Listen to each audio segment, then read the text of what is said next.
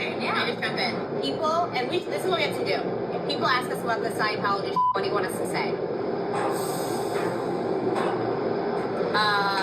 No comment? What's up, guys? Welcome back to my channel. So I'm here today to talk about The Real Housewives of New York City, Season 15, Episode 2, You Can Run, But You Can't Hide.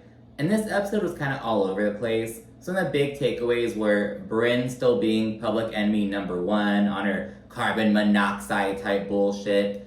Aaron revealing that while Abe didn't cheat on her like everyone fucking assumed, he did fuck with her money. So that's still pretty damn bad, but he didn't cheat, but he did fuck with her crypto and just not consult her as a business partner. So that's going on with her. And of course, at the very end of the episode, Rebecca Minkoff's connection to Scientology comes out and ladies discuss that. So kind of dive into that a bit. But first off, Erin meets up with her mother, and her mom's in her third week of chemotherapy. She has breast cancer, and Erin is her mother's only child. She has 4 siblings, but they're all from her father's second marriage, so they're really close, and she wants to really be there for her. So, like, she, got her hair cut shorter. It's, like, about shoulder length now. She's also going to start wearing wigs with her mother, just really show that they're in this fight together, so that's really sweet. Uba joins them, and she and Erin discuss all the drama from the night prior with Brinn. And Erin says that Brinn is just always making shit up. She proves it time and time again. She's like, at this point, like, it's just her. Like, I feel like I can't even really be mad at her. It's just, like, funny at this point. Brinn just makes shit up. She also notes that over the past 6 months, things with Jenna have been weird as a direct result of Brinn. And Sai said the same thing in the last episode. So it's like, Brinn is just up in the fucking mess, it seems. Uba then asks how Erin and Abe are doing, and Erin gets kind of emotional. And she says that Abe just made some decisions without her. And again, it was about her crypto, but it's kind of very vague right now. She gets emotional and she feels like he just isn't supporting her when she really needs him, essentially. And it turns out that the truth about Abe and what he's hiding from Erin came out after her mother was diagnosed with cancer, and she feels like she couldn't lean on him because of this betrayal. So Erin is really feeling upset about Abe and how he's just not prioritizing her or considering her as a true equal partner. And to be honest, I think I said this in the last season, I don't see Erin and Abe lasting. And like, I think it kind of shows because later on when she meets up with him, he brings up how like, oh, I think some of our issues are because we didn't really know each other really well when we got married. And it's like, you guys have 3 kids together. You've been together for years. Like, why are you blaming your incompetence on, like, the fact that you guys got married quickly? And I get it, but it's like, I feel like he's just not taking accountability, and I think that would be frustrating for Erin to deal with. Like, you fucked up, bro. Just say, hey, like, I fucked up, I didn't consider you. Don't go blaming it on, like, well, we didn't really know each other when we got married super well. I think it's just, like, I don't know. And I get it how that would, like, have caused some issues, like, early on especially, but it's like, you guys have 3 kids together at this point. You guys have built this family, this, like, business partnership, it also seems like. And it's, I don't know, it seems kind of odd that he isn't taking accountability. I kind of feel for Erin, because again, he says, oh, I was hiding this from you to, shield you from the stress. Well, guess what? Now it's coming out when she's more stressed than ever, and she can't even rely on you, so it just seems like such a shitty husband, to be honest. And again, I'm just gonna say it here, I don't think they're gonna be in it for the long run. There'll be a season where a little separation will be one of Erin's storylines. I'm not saying I hope it happens, I just can see it being a possibility in the future. Anyways, Sai and Jenna then meet up, and they briefly discuss some school stuff, like Jenna's son is going to the senior year of high school, talking about colleges and whatnot. Sai's daughter, I forget how old she is, but she's gonna like audition for like this performing arts school or whatever. So they kind of talk about that and whatnot.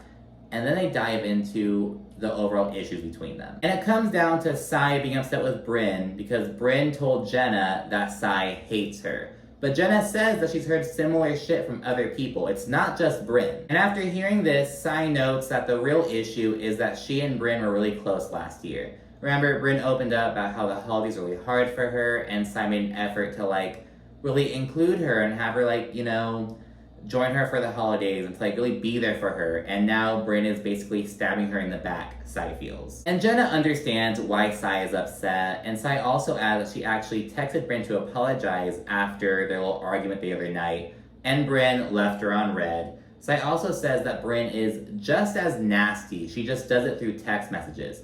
So while Sai pops off in person and can lose her cool, Brinn remains composed, but she's apparently like, she spews venom through emails and texts and shit instead. And then get a little screenshot of Brinn saying some shit like, oh, someone once said I'm like carbon monoxide. I'm deadly, odorless. And it's like, okay, Brinn, like this is kind of cringy. Like, oh, I'm carbon monoxide. It's like, okay, dude. But yeah, Sai says that Brinn is just as bad, but it's all off camera. So she wants Brinn to start showing her true colors, essentially. And Jenna encourages Sai to be soft, tender, and vulnerable with Brinn, try to work it out. But Sai is like, I don't know about all that. So we'll see what happens with them. Sai, Uba, and Aaron are all kind of anti-Brinn right now. And I don't really blame them, to be honest. We then get a quick home scene with Raquel. We see her with her two kids. One is 17 and one is 14, I believe. And we learn that her fiance, Mel, is a forensic neuropsychologist. And she does not play about her dogs. They have sun protection. They have cologne. We had someone that would come and give them massages, and Pao had to go to an acupuncturist for his childhood trauma. We then see Brinn have Aaron over, and the vibes are immediately off. Like, it's just super awkward. I think that Brinn is trying to make Aaron feel as uncomfortable as possible in her house, and it's like, why not just meet up, like, in a public space then? Like, oh my goodness. She even, like, refuses to serve her, like, good water. She's like, this bitch deserves tap. Like, the vibes are just off immediately. The hair's cute, because you're going through Yeah, actually. So you had to cut your hair? Yes. Yeah. My mom has cancer and she's going through chemo. Not just a regular haircut, Brinn. I wanted to meet Sugar. Yeah, maybe next time. What's up? And Brinn is upset over Aaron and Sai coming at her. She's like, I have never yelled at a friend like that in public. And Aaron's like, no, you're just carbon monoxide and it will infiltrate everything, right? Right? And Brinn's kind of like Brinn seems kind of shocked that Aaron is mentioning this on camera. And it's like, yeah, Brinn, like, stand in your shit, girl. Like, come on. And regarding Aaron's behavior that night, Brinn's like, this isn't Staten Island. And Aaron's like, look, I am a born and raised city person. Do not sit here and call me Staten Island. Because remember, Brinn is like this little small town girl from Indiana. That she moved to the city and now she's talking shit about where people's like Hamptons homes are, where they live in the city. Oh, we're in Manhattan, not Staten Island. Like, okay, Brinn, like, whatever.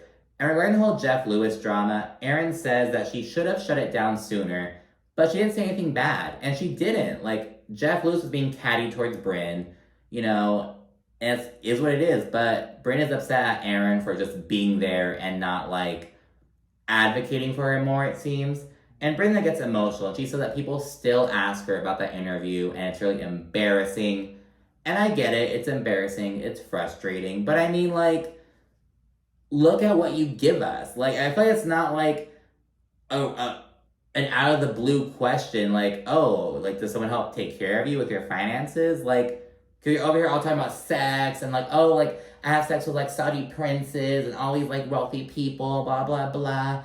Oh, if you make me mad, I'll get with your dad. Like, all that shit. It's like, Brinn, like, look at this persona you're giving us. And, like, now you're upset that people are, like, asking questions about it. Like, girl. And I get it. It's frustrating. It's unfair to an extent. But it's like, I'm not going to act like it's a fucking out of thin air ass question. Like, come on now. And after Aaron apologizes once again, Brinn also says sorry for the whole, like, Aaron and Jenna drama. I think Aaron was right. I think Brinn did it on purpose just to, like, get back at Aaron. Like, look at how Brinn is acting during her sit down with Aaron. Like, I think Brinn is petty. She knows what she's doing, and she's very smart.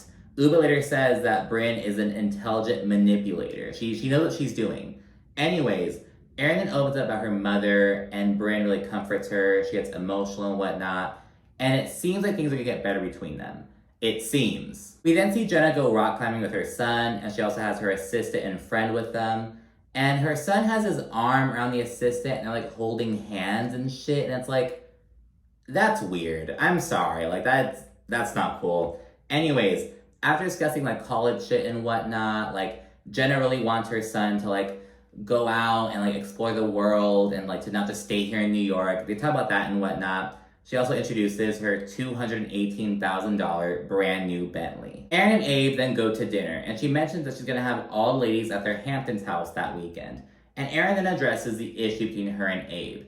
And again, it's over Abe hiding things from her. And Abe says that when he hides things from her, he isn't doing it to be malicious. And it's like, well, it is fucking malicious. She's your wife. She's your partner. Like, she has a right to know what's going on, especially with her money. And we then learn that Abe sold Erin's Bitcoin years ago, and she didn't find out until after her mother was diagnosed with cancer. She was trying to go check on the Bitcoin, see how it's growing, and she learned that it was all gone.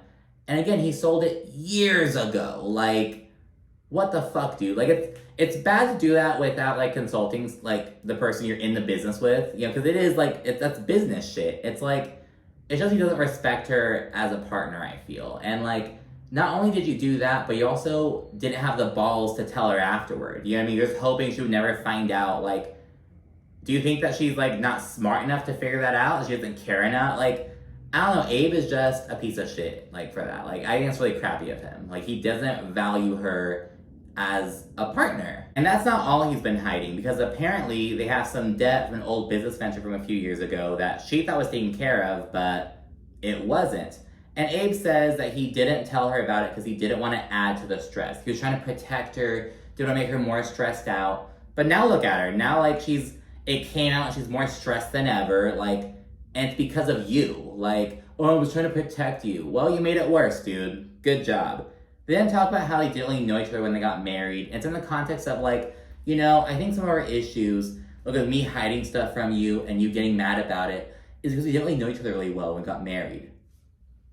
No, it's because you're an asshole, dude. Like, what does that have to do with anything? You guys have 3 kids together now. Like, okay, like, whatever. And Erin then says that she didn't really want to get married. She was, like, living her life. I guess she was, like, jet setting with people on private jets and shit. And, you know, she was living her life, but she chose Abe, and now look at it. And Abe then notes that he feels pressured to, like, provide a certain lifestyle for Erin. And he's like, you know, I grew up comfortably, but, you know, I didn't have a trust fund or anything. Oh, poor you. You had a fucking silver spoon, but no trust fund. Like, I hate when people really do that shit. Like, oh, you know, I grew up okay, but, you know, it's like, no, you grew up rich. Like, get your shit together. Like, you know, it's like, okay, man, whatever. And he says that when he's under pressure, he's bound to make some mistakes. And again, he's just excusing his bullshit. He's not taking accountability, saying, yeah, I fucked up.